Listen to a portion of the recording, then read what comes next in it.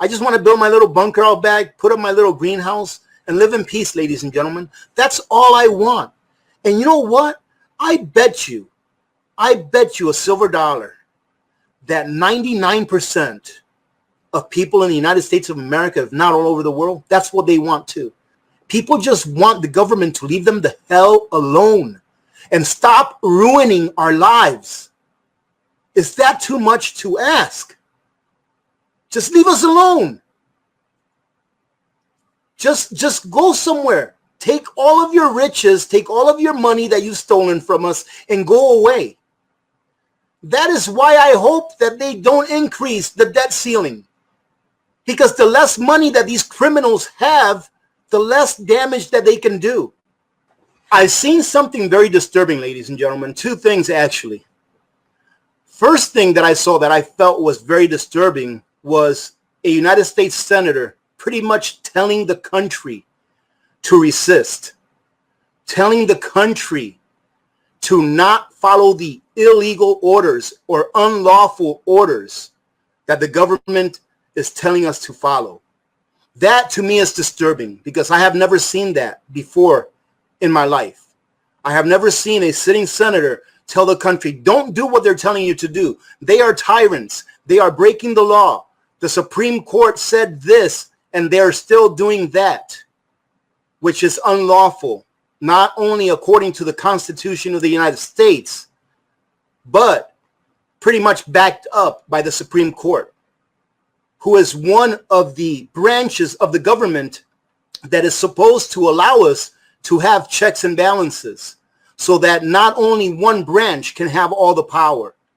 And it seems that right now, the executive branch of the government is wielding all the power, whether it's through lawful or unlawful measures. The second thing, ladies and gentlemen, that I saw that was very disturbing was that this sitting, well, it wasn't surprising, but it was very disturbing, is that this senator was pretty much blocked from social media. His video on YouTube got taken down, and I do believe that something on Twitter got taken down as well. I don't have Twitter. I don't follow Twitter. It's just something I read. But I do know that his video on YouTube got taken down, where he's telling the people, you need to stand up to tyranny. Because if you don't stand up to tyranny, you will end up just like other nations have ended up throughout history that did not stand up to tyranny. Now, ladies and gentlemen, I'm here to tell you, first and foremost, I do not advocate violence. I do not advocate violence in any way because it only brings sorrow. Very disturbing that the executive branch of our government is now taking actions that they are pretty much telling the world, we know that what we're doing is against the law, but we're doing it anyways. I mean, people are going out there and pretty much saying, yeah, it's against the law, but it's for the greater good. Ladies and gentlemen, this is a road that we cannot get out of if we allow it to happen. And what is the solution, ladies and gentlemen? As far as making the actual government do what they're supposed to do in accordance with the law, I really don't know. I do know that it's not violence. It hasn't gotten to that point yet. One day it may, but not yet. And I wanted to share something with you really quick.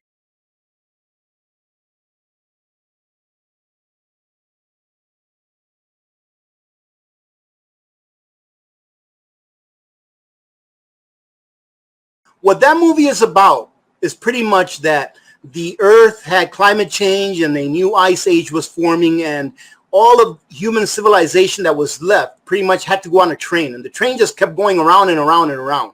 So pretty much that train was their world. However, that train was divided into two classes, the haves and the have-nots. And eventually, ladies and gentlemen, the have-nots took over the train. And in the end, all was lost, meaning that that train, in my opinion, signified their country. And when the have-nots had had enough, they took over the train. They got rid of the upper class. However, through the struggles that they had to go through, to take over the train, all was lost. All right, spoiler alert. The train ends up crashing down a cliff and everyone dies.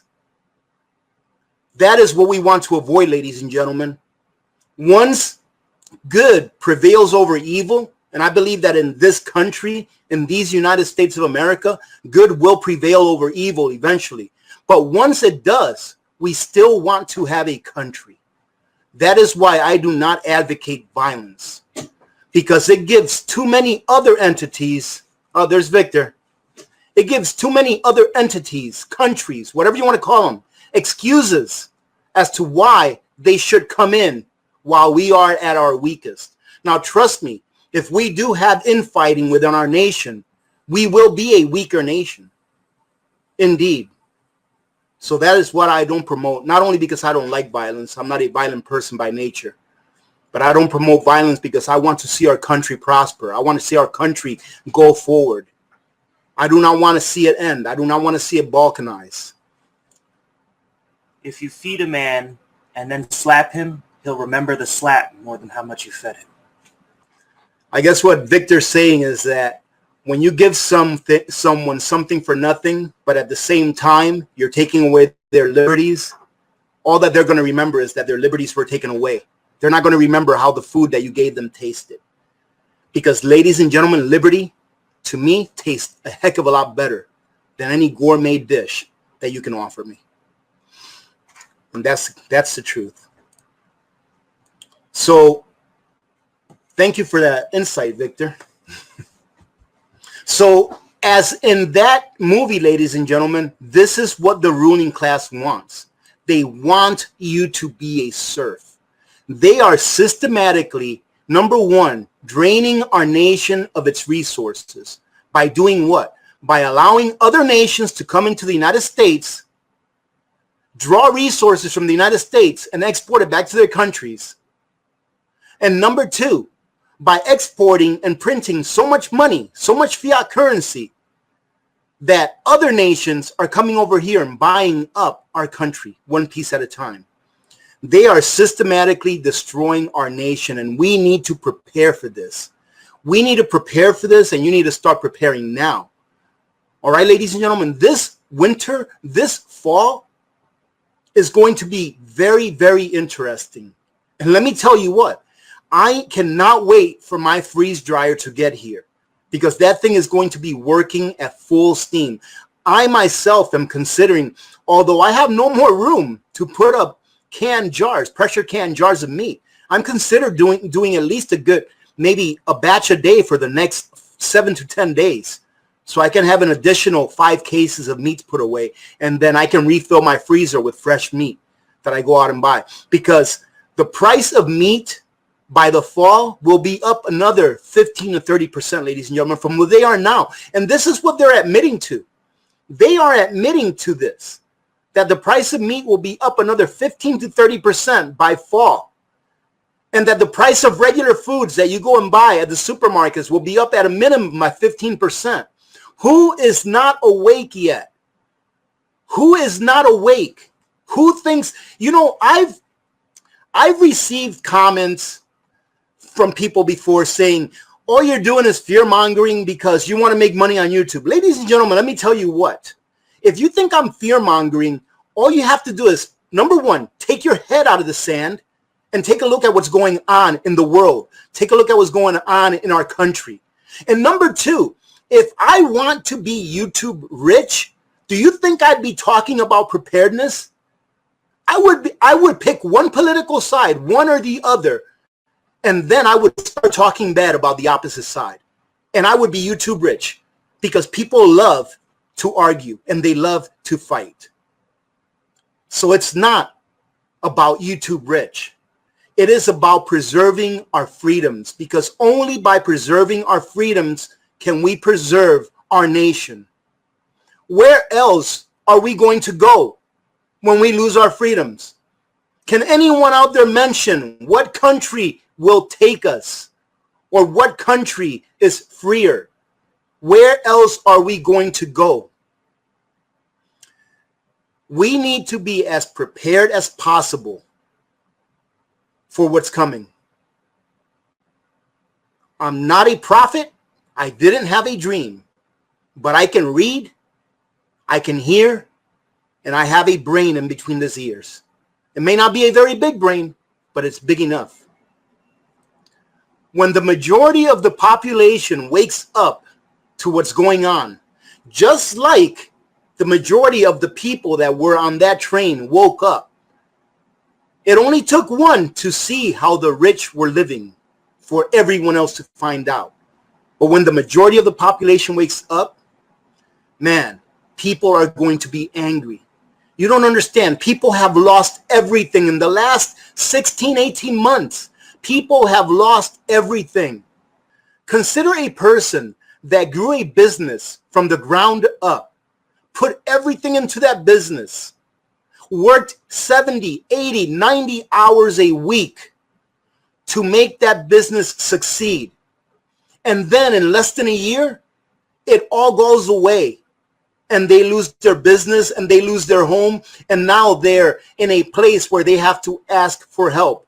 Where 16, 18 months ago, they were hiring people and being a productive part of their community. Would you not be upset? Well, ladies and gentlemen, there's about 11 million families right now that are going to find out what it's like not to have a roof over their head when they eventually and finally lift this rent moratorium. People are going to be upset. It doesn't matter what side you're on. People on both sides are going to be upset.